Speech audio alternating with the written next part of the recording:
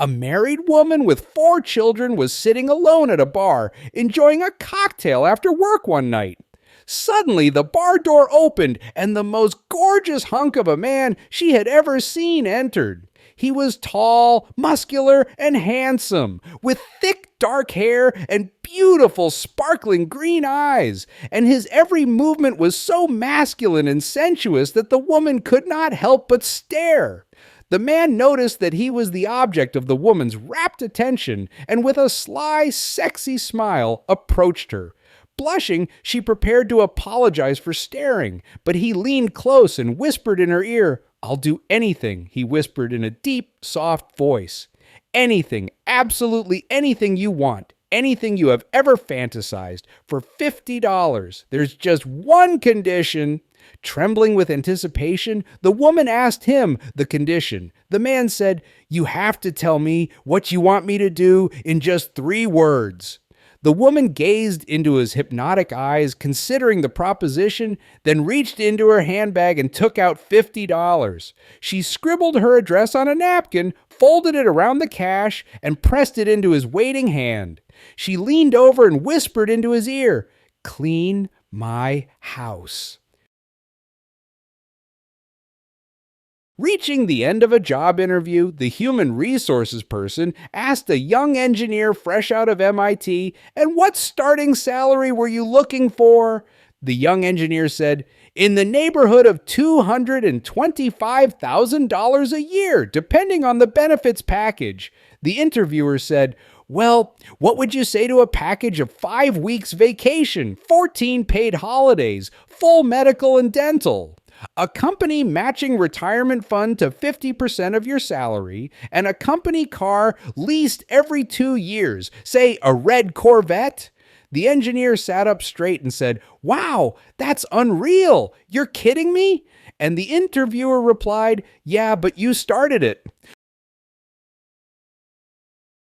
An old cowboy, dressed to kill with his cowboy shirt, hat, jeans, spurs, and chaps, went to a bar and ordered a drink.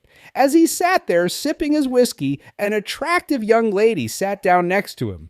After she ordered her drink, she turned to the cowboy and asked, "Are you a real cowboy?" The cowboy replied, "Well, I have spent my whole life on the ranch herding cows, breaking horses, mending fences. I guess I am." After a few minutes, he asked her what she was. "I've never been on a ranch, so I know I'm not a cowboy," said the young woman. "I'm a lesbian. I spend my whole day thinking about women. As soon as I get up in the morning, I think of women. When I eat, shower, go riding, watch TV, everything I do makes me think of women." A short while later, she left, and the cowboy ordered another drink. A couple walked in, sat down next to him, and asked, "Are you a real cowboy?" "I always thought I was," replied the cowboy, "but today I discovered that I'm a lesbian." A teacher told her young class to ask their parents for a family story with a moral at the end of it, and to return the next day to tell their stories. In the classroom the next day, Joe gave his example first. "My dad is a farmer, and we have chickens. One day we were taking lots of eggs to the market in a basket on the front seat of the truck when we hit a big bump in the road. The basket fell off the seat, and all the eggs broke." The moral of the story is not to put all your eggs in one basket. "Very good," said the teacher. Next, Mary said, "We are farmers too. We had 20 eggs waiting to hatch, but when they did, we only got 10 chicks." The moral of this story is not to count your chickens before they're hatched. "Very good," said the teacher again, very pleased with the response so far. Next, it was little Johnny's turn to tell his story. "My dad told me this story about my Aunt Karen. Aunt Karen was a flight engineer in the war, and her plane got hit. She had to bail out over enemy territory, and all she had was a bottle of whiskey, a machine gun, and a machete." "Go on," said the teacher, intrigued. "Aunt Karen drank the whiskey on the way down to prepare herself.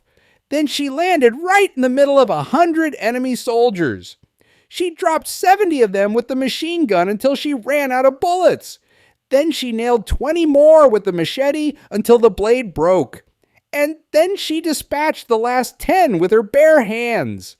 Good heavens, stammered the horrified teacher. What did your father say was the moral of that frightening story? Little Johnny replied, Don't mess with Aunt Karen when she's been drinking. When Forrest Gump died, he stood in front of St. Peter at the pearly gates. St. Peter said, Welcome, Forrest. We've heard a lot about you. He continued, Unfortunately, it's getting pretty crowded up here, and we find that we now have to give people an entrance examination before we let them in. Okay, said Forrest. I hope it's not too hard. I've already been through a test. My mama used to say, life is like a final exam. It's hard. Yes, Forrest, I know. But this test has only 3 questions. Here they are. Which 2 days of the week begin with the letter T? How many seconds are there in a year? What is God's first name? Well, sir, said Forrest, the first one is easy. Which 2 days of the week begin with the letter T? Today and tomorrow. St. Peter looked surprised and said, Well, that wasn't the answer I was looking for, but you have a point. I give you credit for that answer. The next question, said Forrest, how many seconds are in a year? 12. 12? Said St. Peter, surprised and confused. Yes, sir. January 2nd, February 2nd, March 2nd. St. Peter interrupted him. I see what you mean. I'll have to give you credit for that one, too. And the last question, said Forrest, what is God's first name? It's Andy. Andy? Said St. Peter in shock. How did you come up with Andy? I learned it in church. We used to sing about it. Forrest broke into song. Andy walks with me. Andy talks with me. Andy tells me I am his own. St. Peter opened the gate to heaven and said, Run, Forrest, run. As a guitarist, I play many gigs. Recently, I was asked by a funeral director to play at a graveside service for a homeless man. He had no family or friends, so the service was to be at a pauper cemetery in the backcountry. As I was not familiar with the backwoods, I got lost. I finally arrived an hour late and saw the funeral guy had evidently gone, and the hearse was nowhere in sight. There were only the diggers and crew left, and they were eating lunch. I felt badly and apologized to the men for being late. I went to the side of the grave and looked down, and the vault lid was already in place. I didn't know what else to do, so I started to play. The workers put down their lunches and began to gather around. I played out my heart and soul for this man with no family and friends. I played like I've never played before for this homeless man. And as I played Amazing Grace, the workers began to weep. They wept. I wept. We all wept together. When I finished, I packed up my guitar and started for my car. Though my head hung low, my heart was full. As I opened the door to my car, I heard one of the workers say, I never seen nothing like that before, and I've been putting in septic tanks for 20 years. Apparently, I'm still lost. Dorothy and Edna, 2 elderly widows, are talking. Dorothy says, That nice George Johnson asked me out for a date. I know you went out with him last week, and I wanted to talk with you about him before I give him my answer. Edna replies, Well, I'll warn you about what happened last week.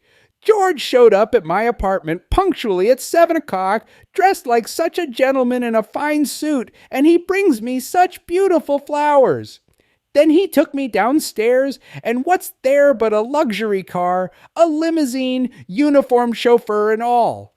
Then he took me out for dinner, a marvelous dinner, lobster, champagne, dessert, and after-dinner drinks. Then we went to see a show. Let me tell you, Dorothy, I enjoyed it so much I could have just died from pleasure. But then we were coming back to my apartment, and he turns into an animal. Completely crazy. He tears off my expensive new dress and took his way with me 2 times, Dorothy exclaims. Goodness gracious. So you are telling me I shouldn't go out with him? Edna smiled. No, not at all. I'm just saying. Wear an old dress.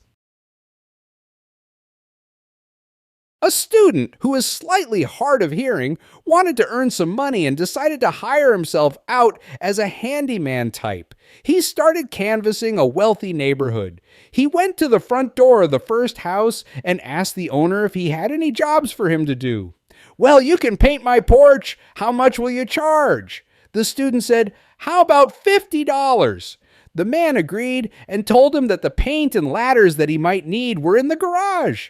The man's wife, inside the house, heard the conversation and said to her husband, "Does he realize that the porch goes all the way around the house?" The man replied, "He should. He was standing on the porch." A short time later, the student came to the door to collect his money. "You're finished already?" asked his employer.